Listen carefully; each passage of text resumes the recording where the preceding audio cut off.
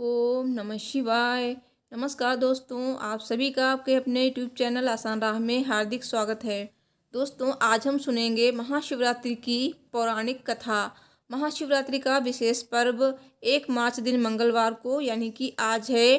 भगवान भोलेनाथ की कृपा प्राप्त करने के लिए विधि विधान के साथ इस दिन पूजा अर्चना की जाती है और व्रत भी रखा जाता है।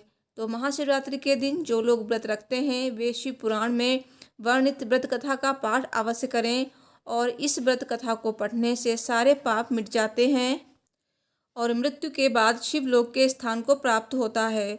ये व्रत कथा एक शिकारी चित्रभानु की है। तो आइए जानते हैं महाशिवरात्रि व्रत कथा। दोस्तों, कथा सुनने से पहले कमेंट बॉक्स में जय भोलेनाथ, हर हर महादेव अवश्य लिखें। भगवान भोलेनाथ आपकी सभी मनोकामनाएं पूर्ण करेंगे। दोस्तों, आप सभी को महाशिवरात्रि की ढेरों शुभकामनाएं। भगवान भोलेनाथ आप सभी पर अपनी कृपा दृष्टि हमेशा बनाए रखें। तो चलिए कथा शुरू करते हैं और इस वीडियो को ज़्यादा से ज़्यादा शेयर करें और चैनल को भी सब्सक्राइब कर लें ऐसी ही वीडियो देखने के लिए। सब बोलिए भगवान भोलेनाथ की जय, गौरी शंकर की जय।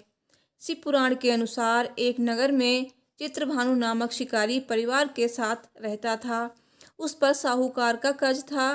कर्ज ना चुकाने पर उसे बंदी बना लिया गया। उस दिन शिवरात्रि थी। वो भूखे प्यासे रहा और दिन भर शिव जी का स्मरण करता रहा। शाम को साहूकार ने चित्रभानु को छोड़ दिया और एक दिन के अंदर कर्ज चुकाने को कहा। उसी हालत में चित्रभानु जंगल की ओर गया ताकि कोई शिकार मिल जाए। रात हो गई लेकिन कुछ हाथ नहीं लगा। वो एक तालाब के पास पहुंचा और वहां एक बेल के पेड़ पर चढ़ गया।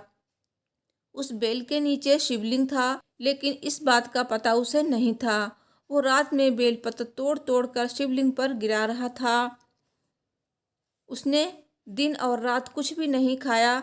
ऐसे में उससे शिवरात्रि का व्रत हो गया और बेलपत्र से शिव पूजन रात बीतने पर एक हिरनी तालाब में पानी पीने आई।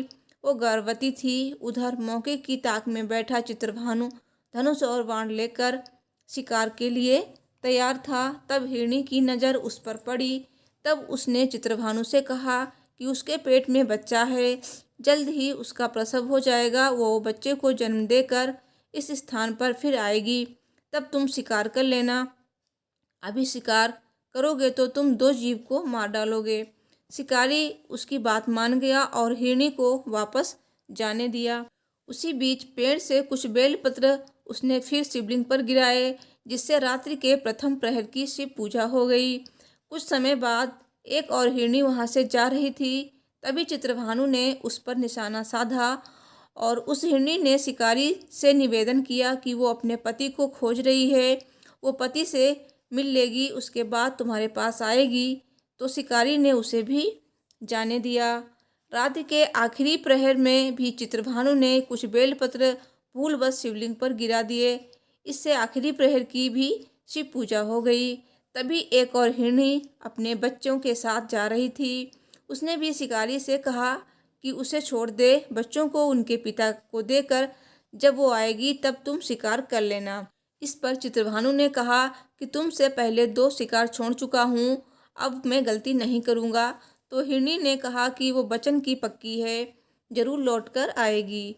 वो भी चली गई। इधर शिकारी की शिव पूजा और रात जागरण अनजाने में हो गया। सुबह होते ही एक हिरण वहां से गुजरा तो शिकारी ने उसका शिकार करने का मन बना लिया। उस हिरण ने चित्रभानु से कहा कि यदि तुमने 3 हिरण और उनके बच्चों का शिकार किया है तो मुझे भी मार डालो, क्योंकि मैं उनके वियोग में दुखी नहीं होना चाहता हूँ। यदि उनको छोड़ दिया है तो मुझे भी जाने दो, मैं उनसे मिलकर दोबारा यहाँ आऊँगा, फिर शिकार कर लेना। इस पर शिकारी ने पूरे रात की घटना हिरण को बताई।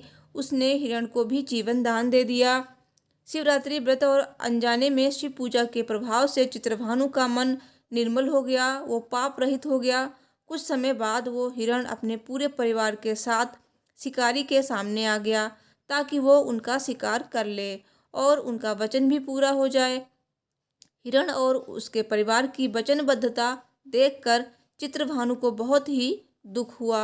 आत्मग्लानि के कारण चित्रभानु ने उस हिरण परिवार को जीवन दान दे दिया।